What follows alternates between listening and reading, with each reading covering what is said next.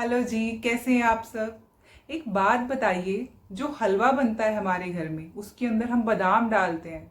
उस बादाम वाले हलवे में और हमारी ज़िंदगी में क्या सिमिलैरिटी होती है? कंफ्यूज हो गए?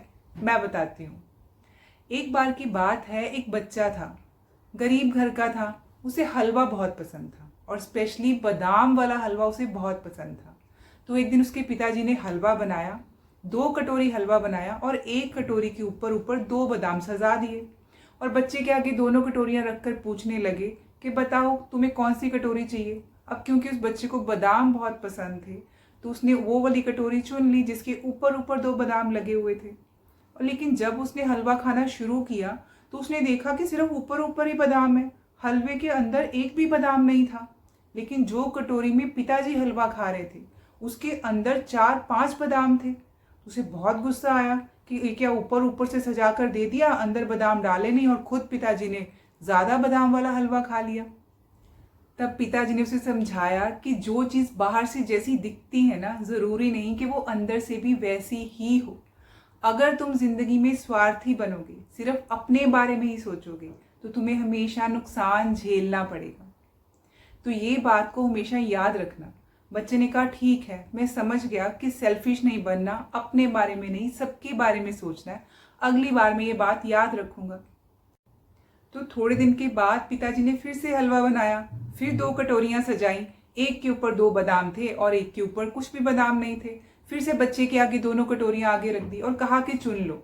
अब बच्चे को उस दिन वाली बात याद थी, तो उसने बिना बादाम वाली कटोरी उठाई, ये सोचकर कि हलवे के अंदर तो बादाम होंगे ना।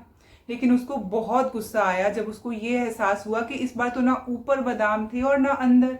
बिल्कुल खाली कटोरी, हलवा ही हलवा था, बादाम थे ही नहीं। और पिताजी की कटोरी के ऊपर 2 बादाम थे। तो उसको पिताजी ने फिर समझाया कि जिंदगी जो है ना, हर रोज एक नया खेल खेलती है, एक नई चाल चलती है। तो तुम्हें जिंदगी में हर रोज नए सबक सीखते रहना है। अगर सिर्फ पिछले सबक को लेकर ही जिंदगी में चलते रहोगे ना, तो नुकसान खाओगे। जो जिंदगी तुम्हें सिखाती जाती है, रोज नए सबक सीखते रहना। तो बच्चा अब इस बात को भी समझ गया। थोड़े दिन बाद पिताजी ने फिर से वही खेल खेला, फिर से हलवा बनाया, 2 कटोरियां सजाई और बच्चे के आगे रखकर कहने लगे चुन लो। तो बच्चा भी मुस्कुराया और कहने लगा कि पिताजी हर बार मैं ही चुनता आया हूँ, ऐसा कीजिए इस बार आप चुन लीजिए। जो हलवा आप मेरे लिए छोड़ेंगे ना, वो कटोरी में खुशी खुशी से खा लूंगा, बिल्कुल कंप्लेंट नहीं करूंगा। बच्चा भी समझदार हो गया था। तो बच्चे ने जो कटोरी पिताजी ने एक ले ली, उन्होंने अपना हलवा खाना शुरू कर दिया और जो दूसरी कटोरी थी वो बच्चे ने ली और खाना शुरू कर दिया। इस बार उसकी कटोरी में 8 बादाम निकले। वो बहुत ही खुश होकर हलवा खा रहा था कि इस बार पिताजी ने खुद चुना और मेरे को जो बचा हुआ हलवा था मैंने वो वाली कटोरी चुनी और मुझे ज्यादा बादाम मिली। तो पिताजी ने बड़े ही प्यार से उसको एक बात समझाई कि बेटा, जब भी तुम खुद से पहले दूसरे को चुनोगे ना, तो जिंदगी में हमेशा खुश रहोगे। जब भी तुम अपनी खुशी से पहले दूसरे का अच्छा सोचोगे ना, तुम्हारा अच्छा होना अपने आप ही शुरू हो जाएगा। हम सबकी लाइफ में भी ऐसे ही होता है। जब हम सेल्फिश हो जाते हैं, सोचते हैं कि मुझे तो ये चीज़ मिल जाए, मेरे घर में ये चीज़ हो जाए, मेरा फायदा हो जाए, दूसरे का जो भी होना है हो जाए, तो भगवान भी देखता है और यूनिवर्स भी देखता है और आपकी एनर्जी ही लौट कर आपके पास आती है और आपको समझ में नहीं आता कि सब कुछ अच्छा कर रहा हूँ फिर भी काम क्यों नहीं बन रहे। लेकिन जब आप अपना फायदा सोचते हुए दूसरे का भी फायदा सोचते हैं कि अगर ये मैं करूँगा तो कहीं दूसरे का नुकसान तो नहीं हो जाएगा, अगर ये मैं अच्छा काम कर रहा हूँ तो इससे और कितने लोगों का फायदा होगा, चाहे वो घर में हो, रिश्तों में हो या ऑफिस में हो। जब आप सबको साथ लेकर चलते हैं, जब आप सबका भला सोचते हैं, तो आपका भला होना अपने आप होना शुरू हो जाता है। जब आप दूसरे को गिराने का नहीं सोचते, तो आप अपने आप ऊपर उठने लग जाते हैं। तभी वो कहते हैं ना कि जब आप धन दान में देते हो, जितना देते हो दूसरे को उससे 10 गुना लौट कर आता है। वो इसीलिए कि जब आप देते हो, बट इस इंटेंशन से नहीं कि मेरे पास 10 गुना लौट कर आएगा, बल्कि इस इंटेंशन से कि इस पैसे से वो बंदा अपनी ज़रूरतें पूरी कर पाएगा, खुशियाँ खरीद पाएगा, अपनी ज़िंदगी में जो उसकी कमी है उसको पूरा कर पाएगा।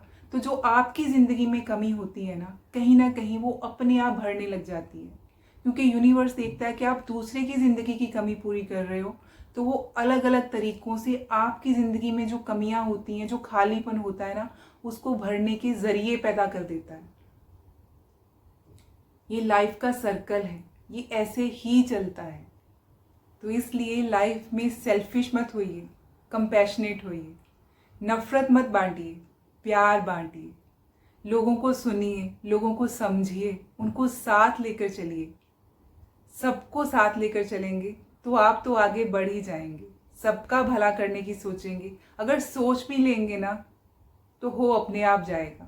हम पहले ही अपनी कमियां सोचने लग जाते हैं, मेरे पास तो है ही नहीं, मैं तो कर ही नहीं पाऊंगा, मेरे से तो होगा ही नहीं। एक बार थॉट तो लाइए अपने मन में कि मैंने करना है।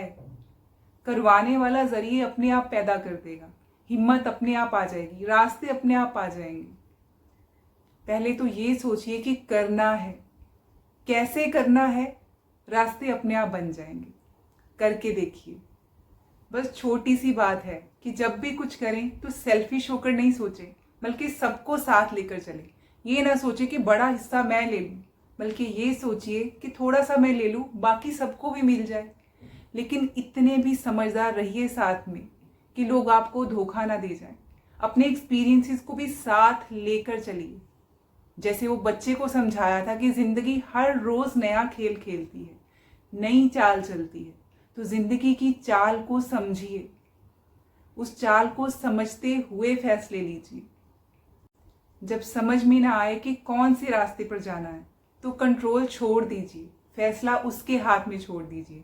उसको कहिए कि ऊपर वाले भाई इस बार तू चुन ले कि मेरे लिए क्या सही है। कई बार जब वो चुनता है ना आपके लिए तो बहुत ही ज़्यादा अच्छा और सुंदर चुनता है, क्योंकि हम तो अपनी औकात के हिसाब से, अपनी बुद्धि के हिसाब से चुनते हैं। जितनी हमारी चादर है उतने ही पैर पसारेंगे। लेकिन जब वो चुनता है ना तो उसका संसार तो बहुत बड़ा है, उसे हमसे ज़्यादा अच्छे से पता है कि हमारे लिए क्या अच्छा है। तो थोड़ा सा कंट्रोल उसके हाथ में दे दीजिए। अगर हमेशा हम ही सब कुछ कंट्रोल करते रहेंगे ना तो ज़्यादा टाइट मुट्ठी बंद कर लेंगे ना तो टाइट मुट्ठी में से जो रेत है ना वो सरक जाती है। थोड़ा सा कंट्रोल छोड़ दीजिए, थोड़ा सा समय के साथ समय को मौका दीजिए, भगवान को मौका दीजिए कि वो चुने आपके लिए। क्योंकि जब वो चुनता है ना रास्ता तो वो ज़्यादा सही होता है, वो ज़्यादा स्मूथली चलता है और लंबा चलता है।